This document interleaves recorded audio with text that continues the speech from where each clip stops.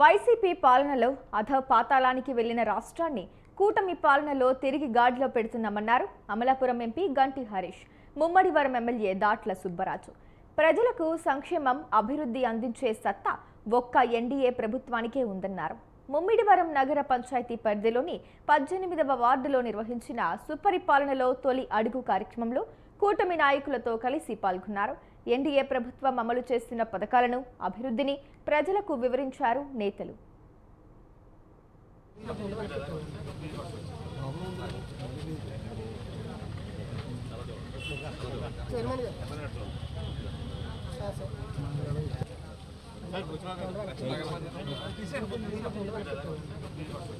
ఈరోజు సుపరిపాలన తొలడిగే కార్యక్రమంలో భాగంగా మన స్థానిక ఎంపీ హరీష్ బాలయ్య గారు ఎంపీ ల్యాడ్స్ ద్వారా మన నగర పంచాయతీకి ఎలక్షన్స్ ముందు అనేక రోడ్లు హామీ ఇచ్చాం. దాంట్లో ప్రధానమైన రోడ్లు మన చింతల మేరక, మరి మట్టోడిపాలెల్లి రోడ్లు రెండు 25 లక్షలతో బ్రహ్మాండమైన సిమెంట్ రోడ్లు మనం వేసుకుని ఈ రోజు ప్రారంభోత్సవం చేసుకున్నాం. చాలా శుభదనం ఈ రోజు. అదేవిధంగా ఎలక్షన్స్ ముందు అనేక హామీలు ఇచ్చాం. సంక్షేమ పథకాలన్నీ కూడా మన ఎంపీ గారు చెప్పడం జరిగింది. మరి ముమ్మడివరం మున్సిపాలిటీకి నగర పంచాయతీకి వచ్చి అనేక రోడ్లు వేయవలసి ఉంది.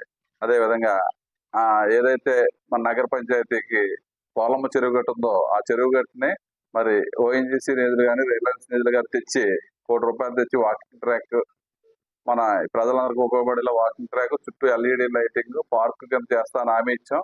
మరి మొన్నే మరి ఎంపీ గారు మేము మరి ఓఎన్జీసీతో మాట్లాడితే మొన్న శాంక్షన్ ఇచ్చారు. ఇది ఆల్రెడీ శాంక్షన్ వచ్చింది మన ₹1 కోటి. అదే కాకుండా ఆ రోజు కాలేజీ, మనం అందరికీ ఉపయోగపడే కాలేజీ కూడా పూర్తిగా నిరుపయోగంగా ఉంది.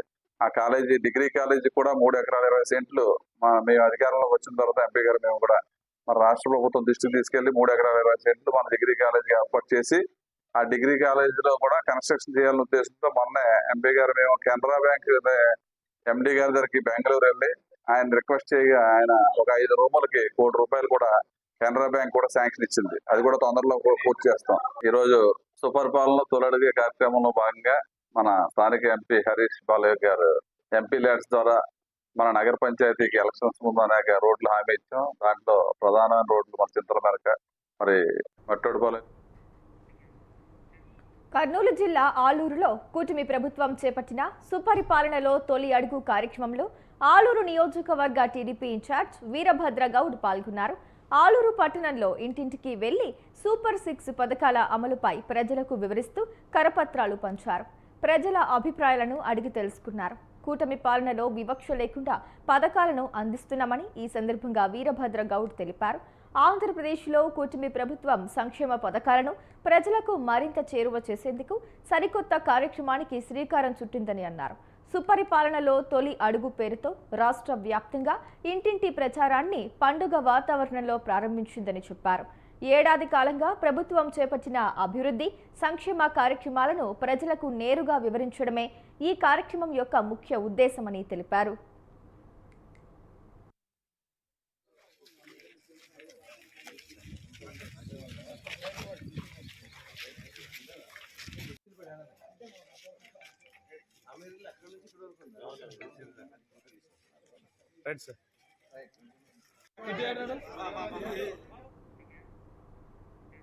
ములుగు జిల్లా తాడ్వాయి మండలంలోని కొండపర్తి గ్రామంలో రాష్ట్ర గవర్నర్ దత్తత తీసుకున్న గ్రామంలో ఇందిరమ్మ ఇళ్ల విషయంలో వివాదం రాజుకుంది.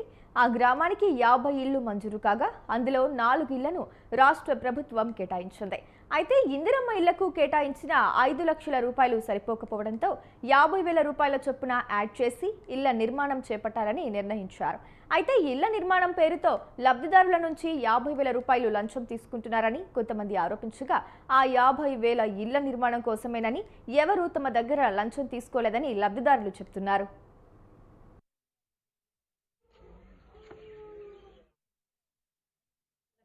మాది కొండపర్తి గ్రామం, తాడాయి మండలం సార్. మా గ్రామాన్ని గవర్నర్ సార్ దత్తత తీసుకున్నందుకు మరియు సీతక్క మేడానికి మరీ ధన్యవాదాలు సార్. అంటే ఇన్ని సంవత్సరాలకి ఎప్పటికి మా ఊర్లో ఇండ్లు రాలేదు సార్. ఇదే ఫస్ట్ టైం. అంటే మా ఊరికి ఇప్పటికి 52 ఇండ్లు వచ్చినాయి సార్. ప్రస్తుతానికి అయితే ఫస్ట్ విడతకి 40 ఇండ్లు వచ్చాయి సార్. నెక్స్ట్ 12 ఇండ్లు వస్తాయి సార్ నెక్స్ట్ విడతకు. కానీ ఇంటికి 5 లక్షలు ఇస్తున్నారు సార్. అవి సరిపోక మా సొంత ఖర్చులు కానీ మేమే 50,000 అదనంగా ఇస్తున్నాం. బీఆర్ఎస్ నాయకులే కొద్దిగా అన్నారు సార్. కాంగ్రెస్ వాళ్ళు అడుగుతున్నారని చెప్తున్నారు కదా సార్. ఫేక్ మాటలు సార్ ఉత్తి అవన్నీ. నా పేరు ఎప్పరజిత, మాది కొండపర్తి గ్రామం, తాడవాయి మండల్, ములుగు జిల్లా. మా కొండపర్తి గ్రామంలో 52 కుటుంబాలు ఉన్నాయి. 50 కుటుంబాలకు గాను 52 ఇండ్లు వచ్చినాయి. ప్రస్తుతానికి ఫస్ట్ బేసిక్లా 40 ఇండ్లు వచ్చినాయి. ఇంకా 12 ఇండ్లు కొంచెం నెక్స్ట్ విడతల అంటే ఇంకో 4 రోజులు పట్టొచ్చు రావడానికి. కాకపోతే ఇప్పుడు మాకి 40 ఇండ్లకు గాను ఒక ఇంటికి గాను 5 లక్షలు వచ్చినాయి. ఆ 5 లక్షలైనా అవి మాకు సరిపోకపోవడం వల్ల మాకు నచ్చిన విధంగా ఇల్లు కట్టుకోవడానికి 50,000 మేస్త్రికి గాను మాట్లాడుకొని సజ్జలు, సెల్ఫులు ప్లస్ మెట్లు మాకు నచ్చే విధంగా. కాంగ్రెస్ నేత ఝాన్సీ రెడ్డి సొంత ఊరు చెర్లపాలెంలో హస్తం శ్రేణుల మధ్య వర్గపోరు తారాస్థాయికి చేరింది.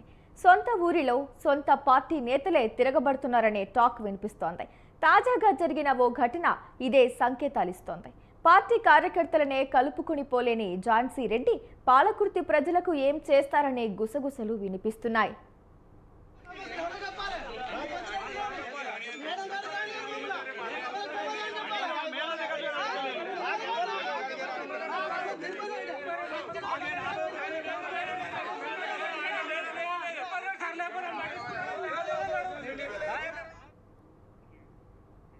సుగవాసి పాలకొండ్రాయుడు ఆశయ సాధన కోసం పనిచేస్తానని టీడీపీ రాష్ట్ర కార్యనిర్వాహక కార్యదర్శి రాయచోటి టీడీపీ సీనియర్ నేత సుగవాసి ప్రసాద్ బాబు తెలిపారు.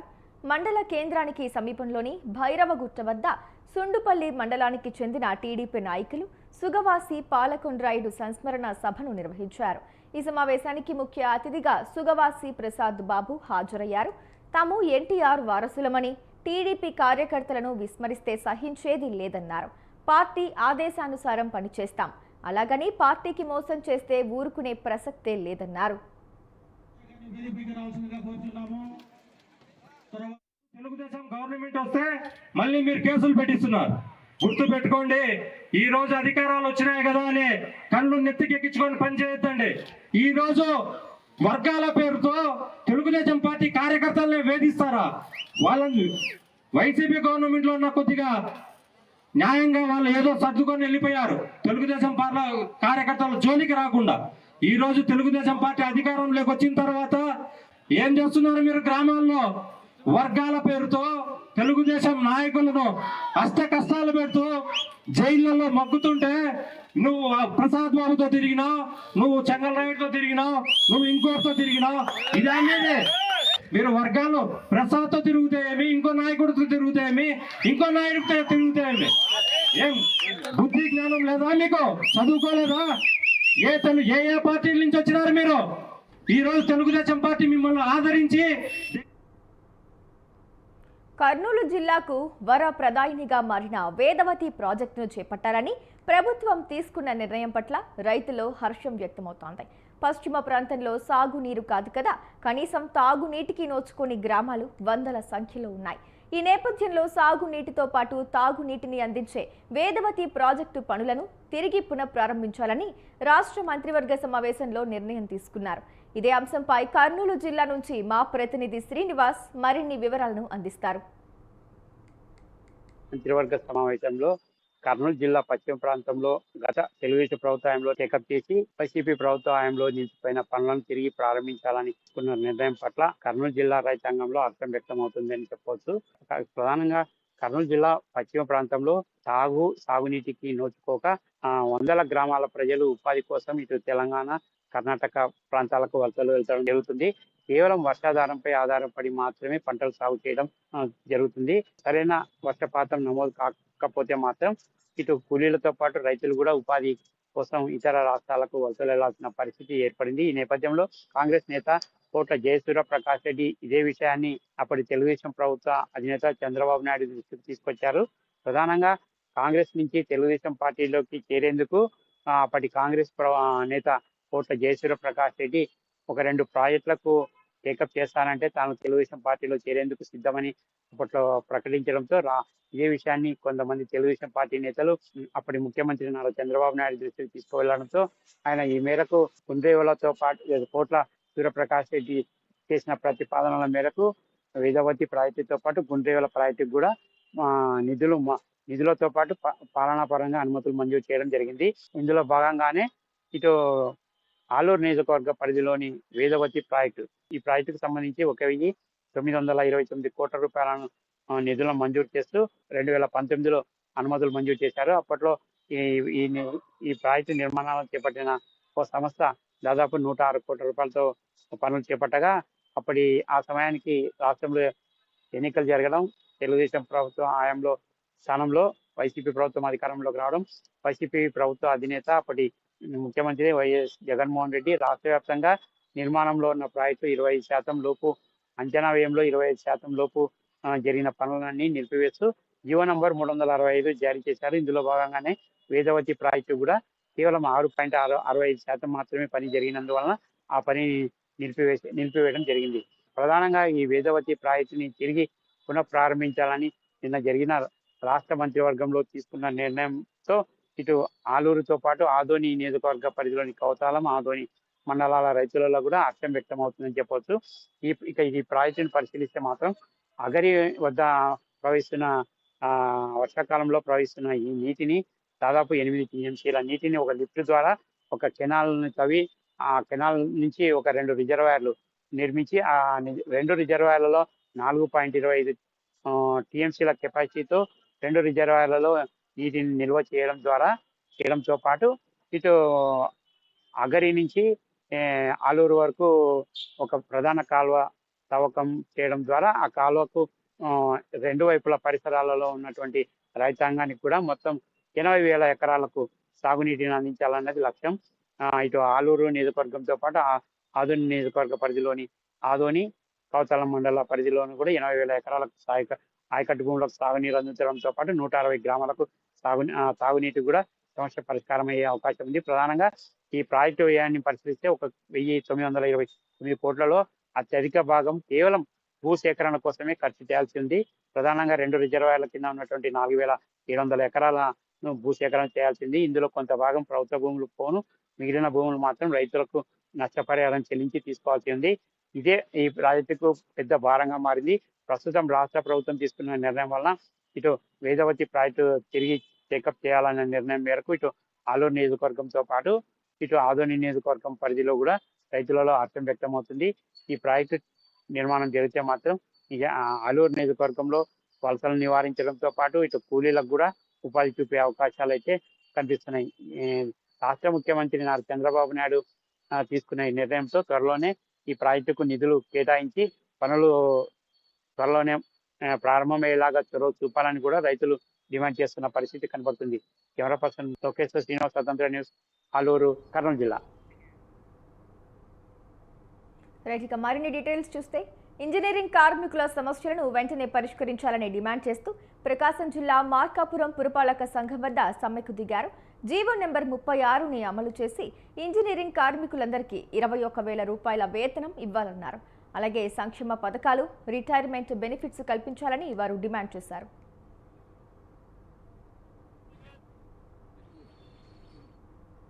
సమ్మె చేయాలంటే కార్మిక వర్గం బాధగా ఉన్నా కానీ అనివార్యంగా గత్యంతరం లేక సమ్మె చేయాల్సిన పరిస్థితి ఈ ప్రభుత్వం తీసుకొచ్చింది. ఎందుకంటే గత 7 సంవత్సరాలుగా ఇంజనీరింగ్ కార్మికులకు పైసా కూడా వేతనాలు పెంచలేదు. 7 సంవత్సరాల కాలంలో ఈరోజు అన్ని రకాల వస్తువుల ధరలు, బియ్యం, పప్పు, నూనె, అట్లాగే స్కూల్ ఫీజులు, కరెంట్ ఫీజు, అన్ని రకాల వస్తువులు జరుగుతాయి. కానీ మా జీతాలు మటుకు పైసా కూడా పెంచలేదు.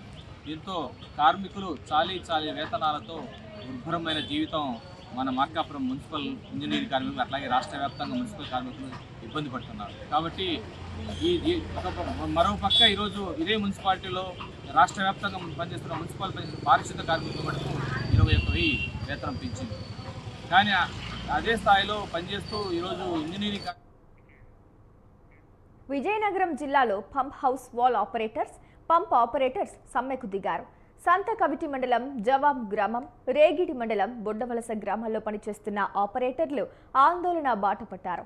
సమగ్ర మంచినీటి పథకం పంప్ హౌస్ల ద్వారా పనిచేస్తున్న ఆపరేటర్స్కి 6 నెలలుగా జీతాలు లేవని, 150 గ్రామాలకు వెళ్లే మంచినీటి సరఫరాను నిలిపివేసి నిరసన తెలిపారు. 32 మందికి జీతాలను చెల్లించాలని డిమాండ్ చేస్తూ పంప్ హౌస్ వద్ద ఆందోళన వ్యక్తం చేశారు. తమకు ప్రజల మీద ఎలాంటి కోపం లేదని, తమకు జీతాలు అందకపోవడంతో విధి లేని పరిస్థితుల్లో సమ్మెకు దిగినట్లు చెప్పారు. ఇప్పటికైనా ఆర్డబ్ల్యూఎస్ అధికారులు, కాంట్రాక్టర్లు జీతాలు చెల్లించి తమకు ఉద్యోగ భద్రత కల్పించాలని కోరారు.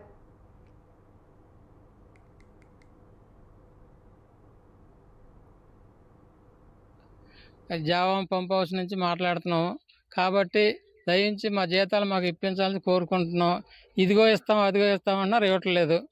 ఈ నెల ఆ నెల అంటున్నారు, 10 రోజులు అన్నారు, 2 రోజులు అన్నారు, కానీ ఇవ్వట్లేదు. కాబట్టి మా దయించి మాకు జీతాలు ఇప్పించాలని కోరుకున్నాం. ఇదిగో పెంచుతాం అదిగో పెంచుతాం జీతాలు అన్నారు, పెంచట్లేదు. ఈలోపు మళ్ళీ కాంట్రాక్ట్ మారిపోతున్నారు. మేము ఎవరిని అడగాలో మాకు అర్థం కావట్లేదు. 6 నెలల నుంచి ఇవ్వాలండి. 150 గ్రాములు వాటర్ అందిస్తున్నాం. కాబట్టి దయించి మమ్మల్ని అర్థం చేసుకోవాల్సిందిగా కోరుతున్నాం. సుమారుగా 32 మంది గత 10 సంవత్సరాలుగా పనిచేస్తున్నాము. సమగ్ర మంచి రక్షిత. విజయనగరం జిల్లాలో గొర్రెల శ్రీరాములు నాయుడు రిజర్వాయర్ నీరు నిలుపుదల చేయడంతో ఖరీఫ్ పంటకు రైతులు ఇబ్బందులు పడుతున్నారు.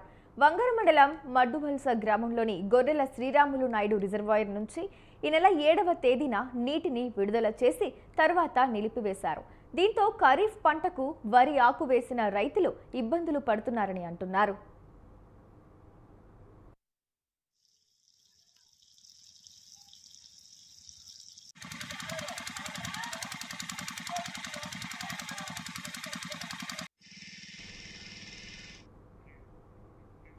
ఏలూరు జిల్లాలో జరిగిన రోడ్డు ప్రమాదంలో ఆర్టీసీ బస్సు అదుపు తప్పి చెట్టును ఢీకొట్టింది.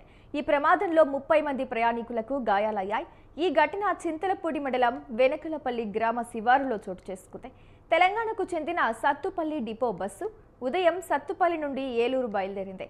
వెనకలపల్లి గ్రామ శివారులోకి వచ్చేసరికి రోడ్డుపై ఉన్న గుంతను తప్పించబోయి పక్కనే ఉన్న మామిడి చెట్టును ఢీకొంది. క్షతగాత్రులను స్థానిక ఆసుపత్రికి తరలించారు.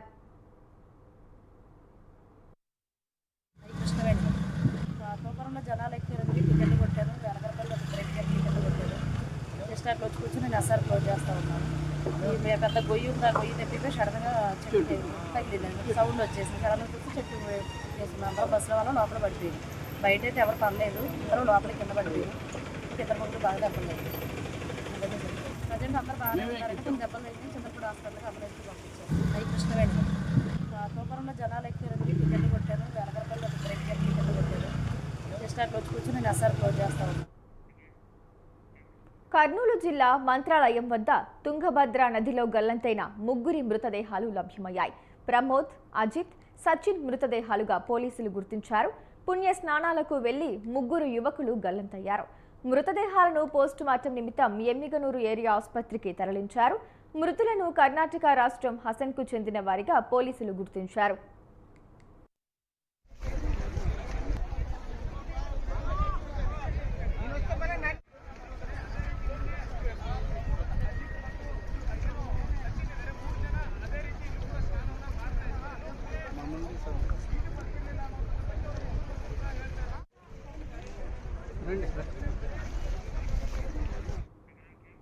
డిగ్రీ చదువుతూ పుణ్యక్షేత్రాలను దర్శించుకునేందుకు మిత్రులతో కలిసి 7 యువకులు రాఘవేంద్ర స్వామి దర్శనం కోసం మంత్రాలయం వచ్చారు.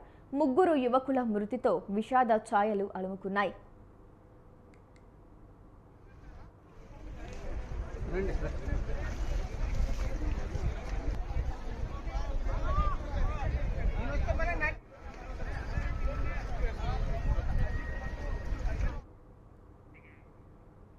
సంగారెడ్డి జిల్లా జహీరాబాద్లో ఓ యువకుడు హత్యకు గురయ్యాడు.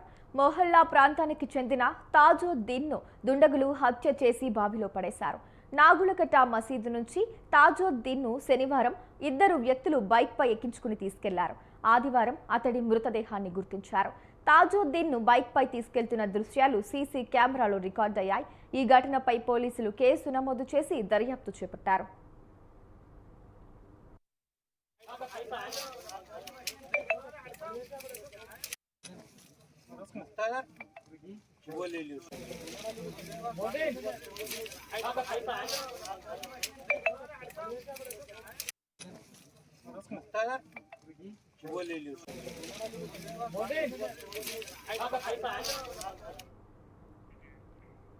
అనకాపల్లి జిల్లా చోడవరం నియోజకవర్గ పరిధిలో ఆదివాసీ గిరిజనులకు డోలీ మోతలు తప్పడం లేదు.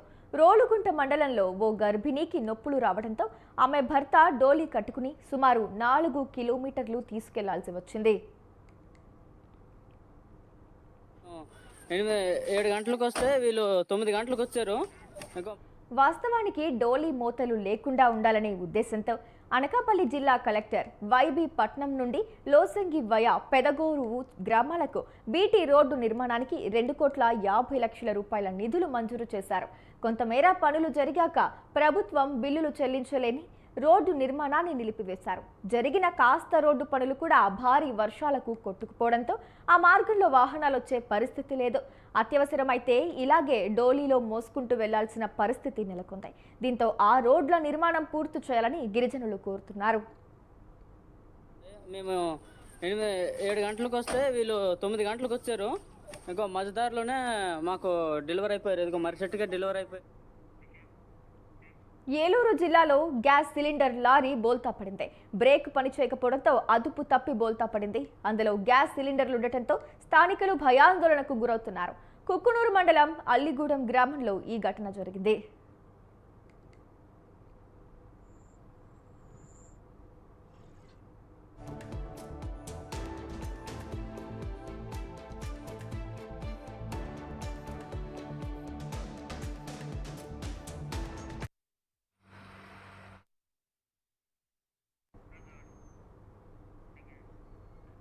ప్రముఖ పుణ్యక్షేత్రం అహోబిలం శ్రీ లక్ష్మీ నరసింహస్వామిని high court judge justice Venkata Jyothirmayi Pratapa కుటుంబ సమేతంగా దర్శించుకున్నారు.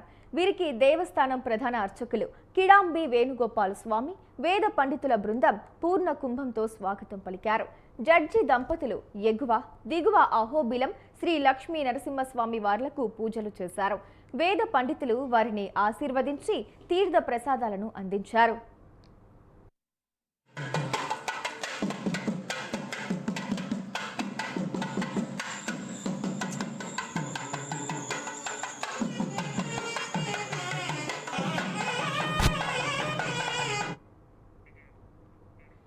ఆషాఢ మాసం 3వ ఆదివారాన్ని పురస్కరించుకుని ప్రసిద్ధ పుణ్యక్షేత్రం మెదక్ జిల్లా ఏడుపాయల వనదుర్గ భవానీ వనదుర్గ మాతగా భక్తులకు దర్శనమిచ్చారు.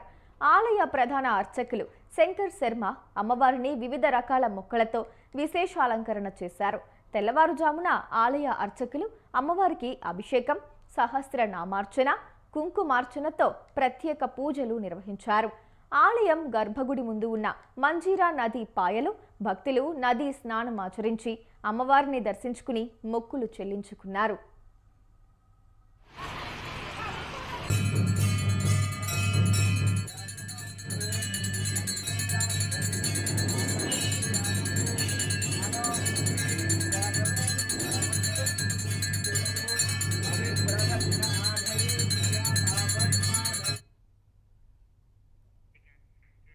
వేములవాడలో కలివివనం మూవీ టీం సందడి చేసింది.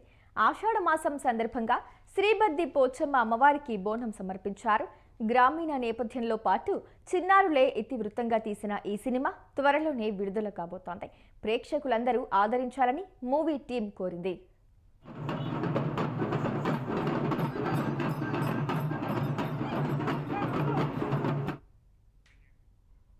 ఇది ఇవాల్టి లోకల్ న్యూస్. చూస్తూనే ఉండండి స్వతంత్ర.